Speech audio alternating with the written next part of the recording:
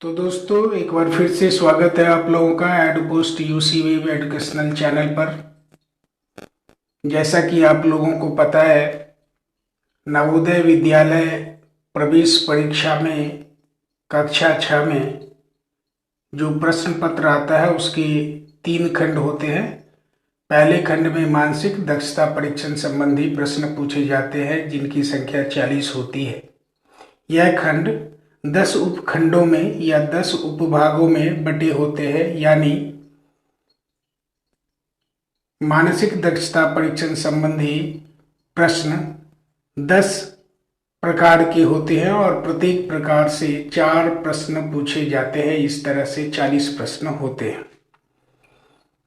आज के क्लास में हम लोग उसी में से एक प्रकार फिगर कंप्लीशन या आकृति पूरा करने के बारे में पढ़ेंगे। ये भी बताना चाहूँगा कि जब आपको प्रश्न पत्र दिया जाएगा तो उस प्रश्न पत्र में प्रत्येक प्रकार से संबंधित कुछ दिशा निर्देश दिए गए होते हैं, जिसमें बताया गया होता है कि आगे आने वाले कुछ प्रश्नों में आपको क्या करना होता है। तो आकृति पूर्ति या फिगर कंप्लीशन से संबंधित जो दिशा निर्देश दिए जाते हैं वो इस तरह के होते हैं। चलिए हम लोग देखते हैं। निम्नलिखित प्रश्न 9 से 12 तक प्रत्येक प्रश्न में एक ज्यामितीय आकृति त्रिभुज वर्ग वृत्त का एक भाग बाईं तरफ प्रश्न आकृति के रूप में है और दाईं तरफ दी गई 4 आकृतियों ए, बी, सी और डी में से कोई एक उसका दूसरा भाग है। बाईं तरफ दी गई आकृतियों में से वह आकृति ढूंढिए जो ज्यामितीय आकृति को पूर्ण बनाती है। ठीक है, यानी कि इस तरह के प्रश्न में एक आकृति दी गई होती है जिसका कुछ हिस्सा उसमें नहीं होता और वो हिस्सा हमारी उत्तर आकृतियों में दी गई होती है।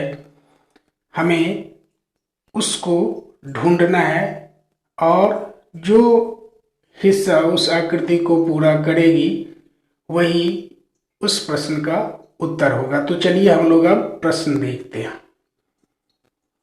ये रहा हमारा पहला प्रश्न। इस प्रश्न को आप देखिए। इस प्रश्न में ये एक आकृति दी गई है जिसे 4 हिस्सों में बांटा गया है। ये देखिए, पहला आधा हिस्सा पूरा है लेकिन दूसरा आधा हिस्सा अधूरा है। ठीक है, यानी कि इसमें जो 4 हिस्से हैं उसमें से 2 हिस्सा पूरा है, 3 हिस्सा पूरा है और 1 हिस्सा इसका गायब है। और वो गायब हिस्सा कहाँ पर है? इन उत्तर आकृतियों में से कोई एक है।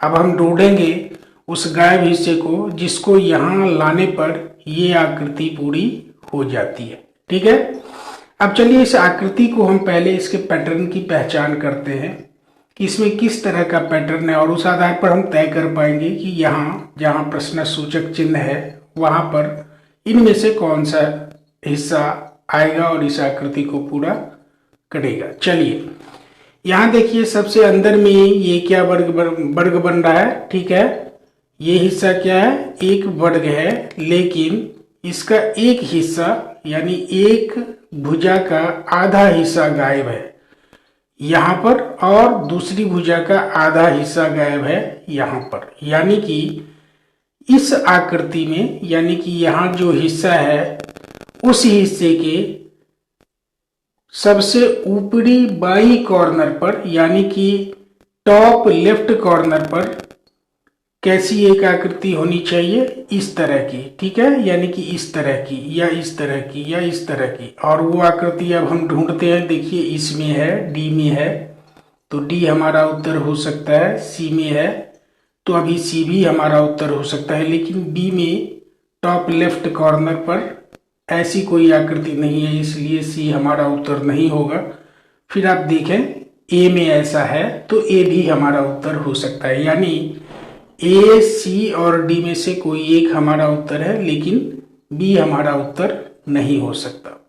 ठीक है, अब आप देखिए कि इस हर हिस्से में ये रेखा बाहर की ओर निकली हुई है, ये रेखा बाहर की ओर निकली हुई है, ये रेखा बाहर की ओर निकली हुई है, तो यहाँ भी एक रेखा बाहर की ओर निकली होनी चाहिए।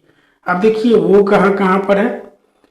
अब इसमें हम देखते हैं ऐसा नहीं है, इसलिए कि इस कॉर्नर पर भी आ गया यही आकृति जो यहाँ लेफ्ट टॉप लेफ्ट कॉर्नर पर था, ठीक है। तो इस कॉर्नर पर भी ये आ गया, ये नहीं होना है। इस कॉर्नर पर कैसी आकृति बननी है, इस तरह की ये रेखा निकली हुई, यानी कि ए भी हमारा उत्तर नहीं है। अब या तो हमारा उत्तर सी है या फिर हमारा उत्तर डी है। अब आप डी में देखें, ये वाली रेखा यानी कि ये रेखा जो आगे बढ़ती है वो पूरी तरह से आगे बढ़कर कॉर्नर से मिल जाती है, जबकि इसे मिलना नहीं चाहिए। यहाँ किसी भी इस पैटर्न में देखिए किसी भी हिस्से में ये रेखा जाकर कॉर्नर से नहीं मिली है, अर्थात डी भी हमारा उत्तर नहीं है। तो ए भी हमारा उत्तर नहीं है, बी भी हमारा उत्तर नहीं है, डी भी हमारा उत्तर नहीं है, तो बच कौन सा गया, सी। यानी कि हमारा उत्तर कौन सा है, सी। तो चलिए अब बाकी के इसके जो कंपोनेंट्स है उसको चेक कर लेते हैं। पहला तो ये हिस्सा मिल गया जो यहाँ आकर जुड़ेगा तो वर्ग कंप्लीट हो जाएगा। दूसरा ये दोनों हिस्सा मिल जाएगा जो जैसा कि बाकी के हिस्सों में भी ये दो हिस्से हैं तो इसमें भी ये दोनों हिस्से मिल जाएंगे। फिर ये कॉर्नर टू कॉर्नर यहाँ पर भी आ जाएगा और यहाँ पर भी आ जाएगा, जैसा कि हर में इस कॉर्नर से इस कॉर्नर से इस कॉर्नर से इस कॉर्नर से और इस कॉर्नर से इस कॉर्नर से जोड़ने वाली बीच की एक रेखा है और कॉर्नर पर ऐसी ही वर्ग के चौथाई हिस्से जैसी आकृति है। तो इस तरह से सी में हर वो कंपोनेंट है जो किसी भी एक हिस्से में, चार हिस्से में से एक हिस्से में जो कंपोनेंट्स है वो सी में है और केवल सी में है, इसीलिए हमारा उत्तर क्या होगा, सी। जिसको यदि हम उठाकर यहाँ रख दें तो इस फिगर का पैटर्न पूरा हो जाएगा, यानी कि ये आकृति पूरी हो जाएगी। तो ठीक है दोस्तों, हमारा उत्तर क्या हुआ, सी। बढ़ते हैं हम लोग अगले प्रश्न की ओर। इस प्रश्न को देखिए। इस प्रश्न में आप क्या देख रहे हैं कि सबसे पहले हमें क्या करना है कि इस वर्ग को, ये जो अंदर में एक वर्ग बन रहा है, इस वर्ग को पूरा करना है, ठीक है। यानी कि यहाँ पर दो रेखाएं आकर जुड़ेंगी तो ये वर्ग पूरा हो जाएगा। ये यहाँ पर जहाँ मेरी उंगली मूव कर रही है, यहाँ दो रेखाएं आकर इस तरह से जुड़ेंगी तो ये वर्ग पूरा हो जाएगा। यानी हमारा जो उत्तर आकृति हमारी होनी है उसमें टॉप लेफ्ट कॉर्नर पर ठीक ऐसा ही एक वर्ग का चौथाई हिस्सा होना चाहिए। वर्ग का कौन सा हिस्सा, चौथाई हिस्सा कहाँ पर, टॉप लेफ्ट में, यहाँ पर इस पोजीशन पर जहां मेरी उंगली है। अब चलिए इसमें देखते हैं, ए में ऐसा कोई भी वर्ग का चौथाई हिस्सा यहाँ पर होना चाहिए था, नहीं है, इसलिए ए हमारा उत्तर नहीं होगा। बी हो सकता है, चूंकि यहाँ आप देख रहे हैं वर्ग का चौथाई हिस्सा है। सी भी हो सकता है और डी भी हो सकता है, यानी कि बी, सी और डी में से कोई एक हमारा उत्तर है। अब आप देखिए ये बाहरी वर्ग को देखिए, ये बड़ा वाला जो वर्ग है, ये जहां मेरी उंगली मूव कर रही है, इस वर्ग को आप देखिए। यानी कि यहाँ जो आकृति आनी है उसमें एक इस कॉर्नर से इस कॉर्नर तक आने वाली रेखा होनी चाहिए जिसके जुड़ने से ये वर्ग पूरा हो जाएगा।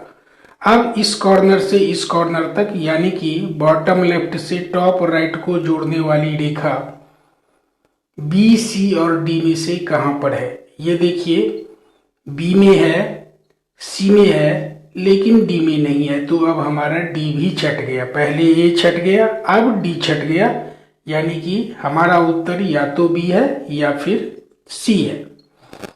अब चलिए बी और सी में हमारा उत्तर कौन सा हो सकता है, इसको हम लोग देखते हैं, ठीक है।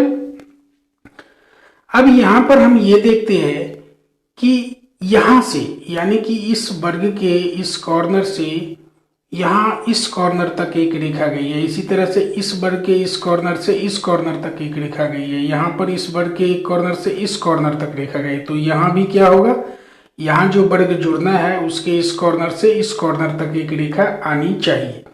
यानी कि यहाँ इस वर्ग के इस कॉर्नर से इस कॉर्नर तक एक रेखा आनी चाहिए जो कि सी में नहीं है, अर्थात सी भी हमारा उत्तर नहीं है। ए भी नहीं है, सी भी नहीं है, डी भी नहीं है, और वो रेखा हमारा कहाँ मिल जा रही है, ये इस कॉर्नर से इस कॉर्नर तक आने वाली यहाँ बी में, इसीलिए बी हमारे सभी मानकों को, सभी कंपोनेंट्स को पूरा कर देता है और बी के आने से ये आकृति पूरी हो जाएगी, इसीलिए हमारा उत्तर क्या होगा, बी। ठीक है दोस्तों, बढ़ते हैं अगले प्रश्न की ओर। चलिए इस प्रश्न को हम लोग देखते हैं, बहुत सिंपल है, आप थोड़ा सा ध्यान देंगे तो आसानी से इसको सॉल्व कर सकते हैं। यहाँ पर आप क्या देख रहे हैं कि ये वर्टिकल यानी कि खड़ी 4 रेखाएं हैं और हॉरिजॉन्टल ये 3 रेखाएं पड़ी हुई हैं, और ये 4 रेखाएं और ये 3 रेखाएं जहां मिलती हैं उतने हिस्से में क्या है, शेडेड है, वो हिस्सा क्या है, शेडेड है।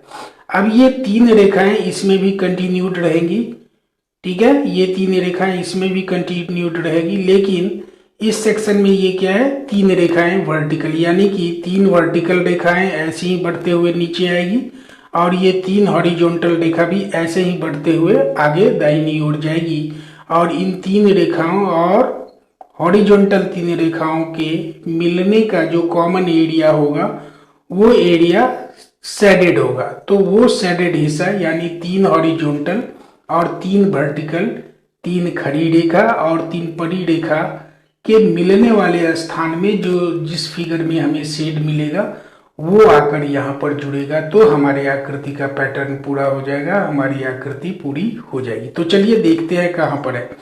इसमें देखिए हॉरिजॉन्टल 3 रेखाएं तो हैं लेकिन वर्टिकल सिर्फ 2 रेखा है, तो इसीलिए ए हमारा उत्तर नहीं होगा, क्योंकि हमें क्या चाहिए, हॉरिजॉन्टल भी 3 रेखा और वर्टिकल भी, इसमें आप देख रहे हैं 3 रेखा, इसमें 4 रेखाएं थी लेकिन इसमें 3 रेखा, तो इसलिए यही रेखा इस हिस्से में भी आगे बढ़ेंगी।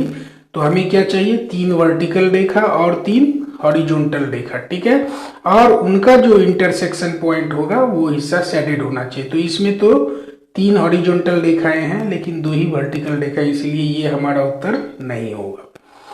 अब आते हैं सी में, इसमें 2 वर्टिकल हैं और कई सारे हॉरिजॉन्टल हैं, ठीक है, जबकि हमें चाहिए 3 वर्टिकल और 3 हॉरिजॉन्टल, ठीक है, तो सी में भी ये हमें नहीं मिल रहे, तो इसीलिए सी भी हमारा उत्तर नहीं होगा।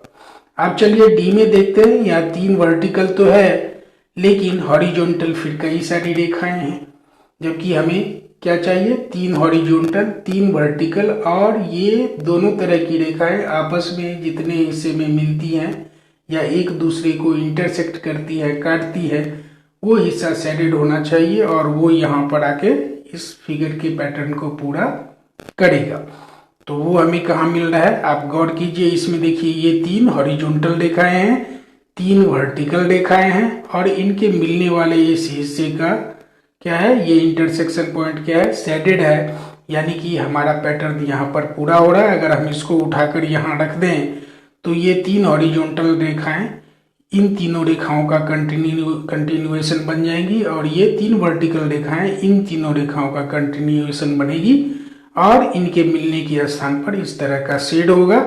इस तरह से इस आकृति का पैटर्न पूरा हो जाएगा, ये आकृति पूरी हो जाएगी, इसीलिए हमारा उत्तर क्या है, बी। ठीक है दोस्तों, बढ़ते हैं अगले प्रश्न की ओर। ये रहा हमारा अगला और आज का अंतिम प्रश्न। चलिए अब इस प्रश्न को देखते हैं। इस प्रश्न में आप क्या देख रहे हैं, सबसे पहले तो आप ये देखिए कि हर कॉर्नर में ये 2 रेखाएं जाकर मिलती हैं, हर कॉर्नर से 2 रेखाएं एक खास एंगल बनाती हुई 2 रेखाएं हर कॉर्नर में जाके इस तरह से मिलती हैं, यानी कि इस कॉर्नर में भी वो होनी चाहिए।